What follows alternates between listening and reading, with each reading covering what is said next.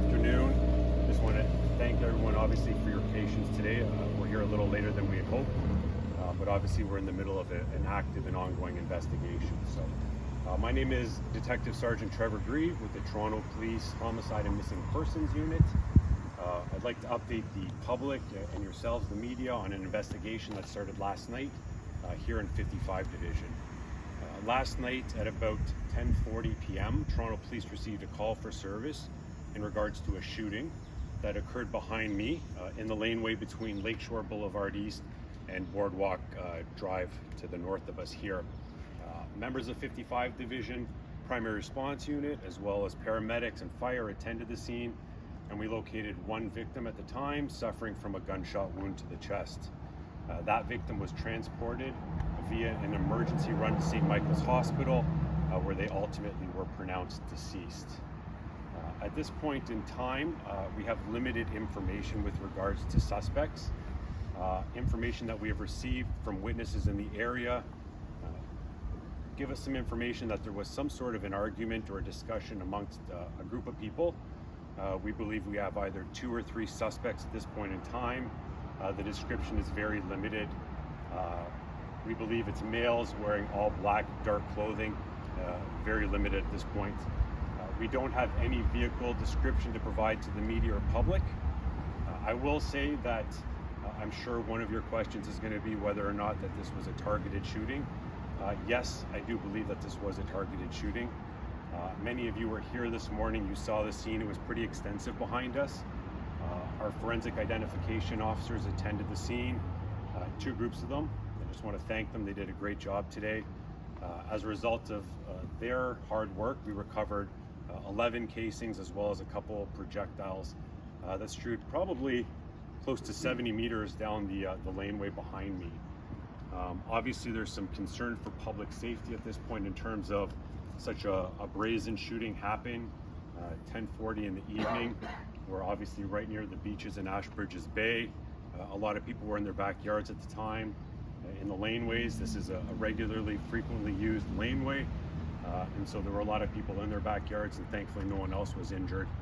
Unfortunately, the one person was pronounced and deceased at the scene.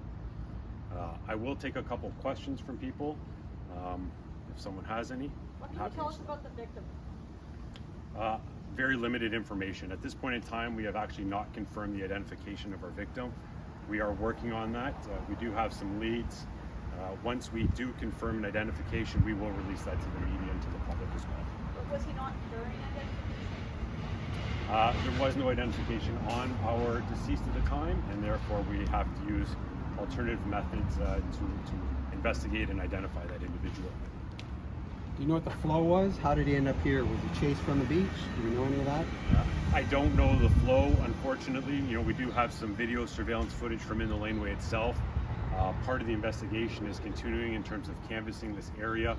We have officers down in this area right now, going door to door, speaking to the apartment buildings, even making their way out onto Lake Shore Blvd East. Again, I'd reach out to anybody in this area that has any sort of ring cameras, home security systems, any of the laneways that might be in this vicinity. We're very interested in that footage. Please reach out to us at either 55 Division or call the Homicide and Missing Persons Unit, and we'll get that message.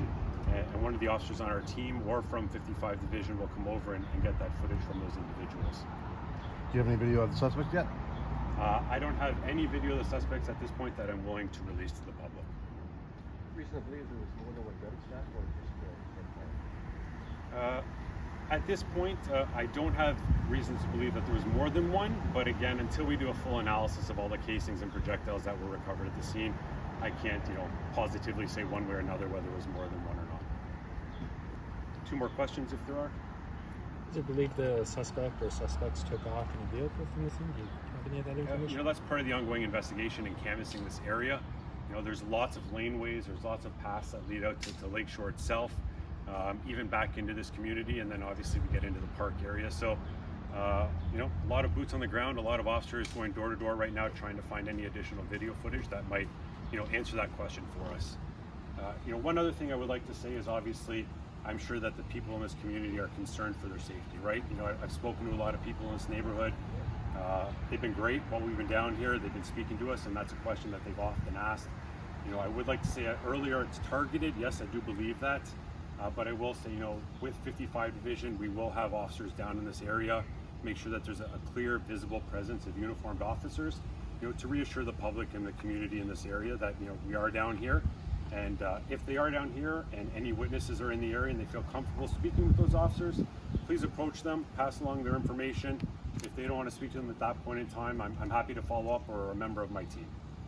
Last question, you don't know who the victim is, but can you give us a general sense of his age? Our victim, I believe, is in their mid-20s. Okay, thank you, everyone. Thank you.